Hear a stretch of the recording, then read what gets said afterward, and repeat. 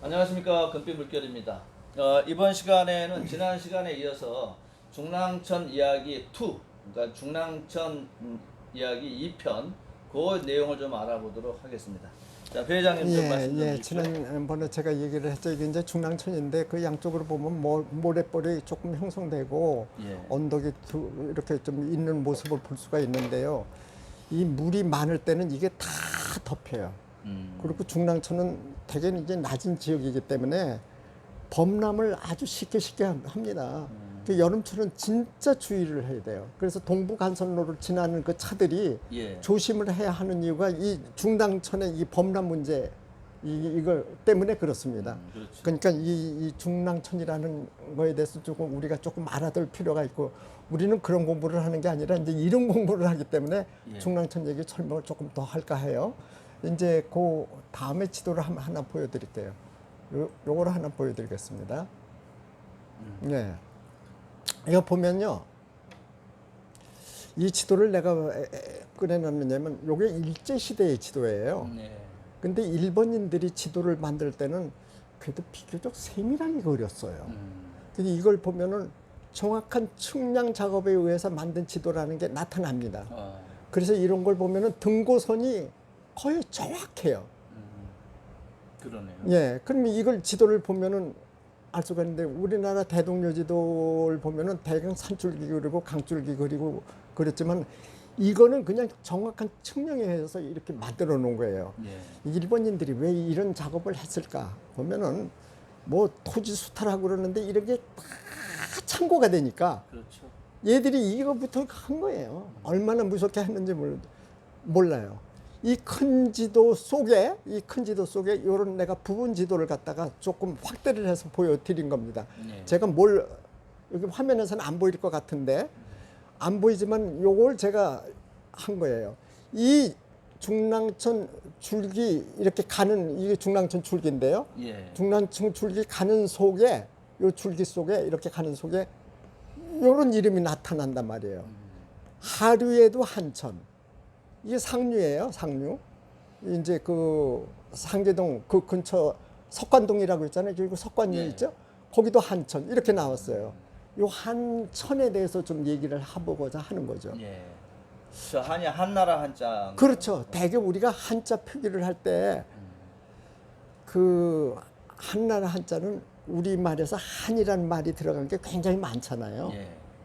그 한자를 표기를 할 때 우리 대한민국의 그 한자를 쓰지 않고 대개 한수 한자, 이 한자를 썼어요. 그래서 이게 다른 거죠.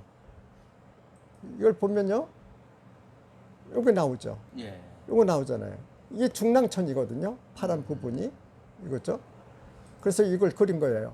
그래서 이제 면목동 얘기를 지난번에 하다가 잠깐 말했지만은, 예. 면목동에 보면은 이렇게 많은 그 마을들 이름, 동네 이름, 들 이름, 이런 이름을 갖다가 이렇게 본 거예요. 이런 걸 보면은요. 여기 이제 구문계라고 하는 그 마을 이름을 볼 수가 있는데, 예. 요게 뭐냐면 면목동에서 말을 먹이던 옛 성문이 있었다는 얘기지. 그러니까 그쪽에서는 옛날에 그 나라에서 쓰는 말들을 엄청 많이 길렀던 것 같아요. 예. 그래서 주로 말과 관계된 그런 이름들이 많은 걸 볼 수가 있어요. 구문이라는 게 이제 한자로 이제 옛날 문이란 뜻이죠. 예, 구문께. 그렇죠. 이제 옛문. 그런 옛날 문. 문을 갖다가 거기다가 이제 말을 이제 기르려면 울타리를 치잖아요. 예. 그 울타리를 치면 문을 만들어 놔가지고 말을 들여보내고 내보내고 하는 게 구문이에요. 말을 그러니까 들여보내고. 말을 들여보내고 잠궈놔야 될 거 아니에요. 예.